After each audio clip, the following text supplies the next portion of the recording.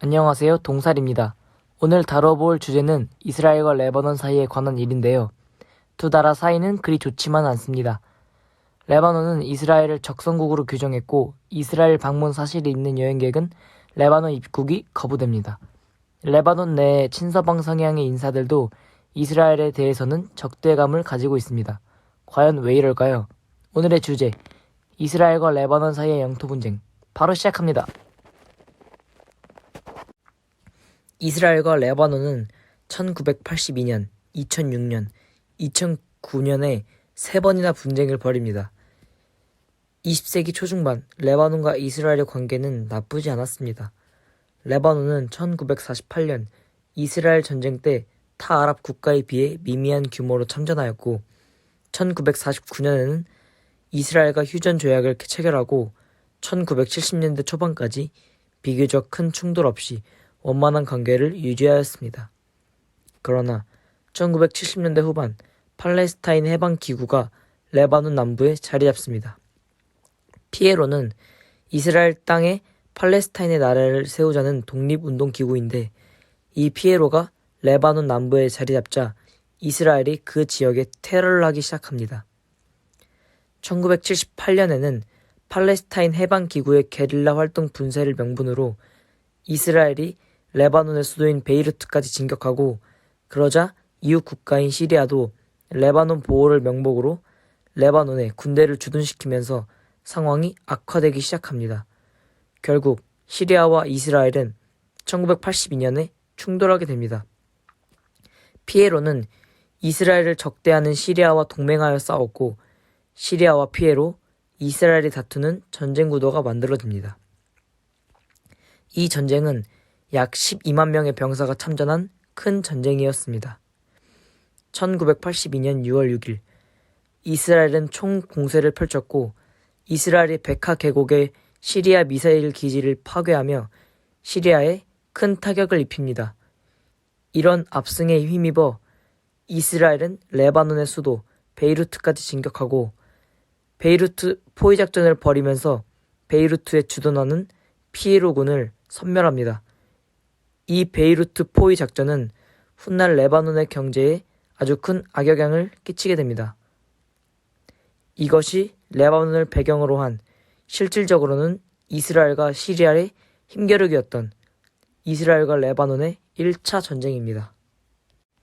이후 이스라엘이 철수하지 않자 1983년 결성된 헤즈볼라가 남부를 점령하고 있는 이스라엘군에 대한 게릴라 공격을 계속합니다. 잠깐, 여기서 헤즈볼라가 무엇일까요? 헤즈볼라의 뜻은 신의 당이며 이슬람 극단주의 집단입니다. 헤즈볼라는 4천여 명의 대원을 거느린 중동 최대의 교전단체이기도 합니다. 활동 본부가 레바논 동부에 위치해 있는 헤즈볼라는 전 중동을 통일하기 위해 개인, 국가, 민족 등을 대상으로도 테러를 한다고 알려져 있습니다. 헤즈볼라는 안전지역 내부의 이스라엘군 및 레바논군에 대한 공격, 북부 이스라엘에 대한 로켓 공격 등을 지속하였고 이에 대해 이스라엘군은 1996년 분노의 포도작전 등을 비롯해 강한 군사적 대응을 하게 됩니다. 에후드 바라크 전 이스라엘 총리의 집권 후 이스라엘군이 철수를 단행하고 유엔이 철수 이후 경계선을 설정하기도 하였으며 양국의 관계가 회복되는 듯 보였으나 헤즈볼라가 경계선에 포함되지 않은 쉐바 농정 지역의 반환을 요구하면서 이스라엘군 3명을 납치하고 쉐바 지역에 대한 게릴라 공격을 지속합니다. 이스라엘이 이에 대해 레바논 내 주요 시설에 대한 폭격으로 대응하면서 다시 관계는 악화되었고 2006년 7월 결국 헤즈볼라의 이스라엘 병사 2명을 납치를 계기로 이스라엘군은 헤즈볼라가 있는 레바논을 침공하였습니다. 이스라엘은 34일간 레바논 남부를 중심으로 헤즈볼라 세력을 공격하였고 유엔의 중재로 인해 휴전을 실시하게 됩니다. 이것이 이스라엘과 레바논의 2차 전쟁입니다. 이후 남부 지역 국경선에서 간헐적 충돌이 반복되고 있지만 유엔 평화유지군의 개입 및 양측의 확전 자제 동향에 힘입어 긴장 속의 안정 상태를 유지 중입니다. 2009년에 이스라엘과 레바논 인근 지중해 연안에 천연가스와 원유가 발견됩니다. 이것은 이스라엘과 레바논의 또 다른 분쟁 발생의 씨앗이 되고 맙니다. 두 나라는 지중해 연안에서 레비아탄 가스 광구, 타마 광구 등 거대한 천연가스와 석유 매장지가 잇따라 발견되자 서로 영유권을 주장합니다. 양국은 860제곱킬로미터나 되는 분쟁 수역을 두고 여러 차례 협상을 시도했으나 결실을 보지 못했습니다. 광구는 이스라엘에 위치해 있지만 광구의 일부가 레바논 인근 지중해 연안까지 연결되어 있을 가능성이 있기 때문에 가스 광구 개발과 직결되는 양 국가 간 해상 경계선 획정을 둘러싸고 갈등이 고조되었습니다. 2006년 이스라엘, 레바논 전쟁 이후 두 나라는 휴전 상태였고 양국 간 명확한 해상 경계선이 존재하지 않았습니다. 이스라엘과 레바논은 유엔에 각기 다른 해상 경계 획정안을 제출하였으며 상대 측의 해상 경계선 획정안의 부당성을 계속 공격하면서 갈등이 지속되었습니다.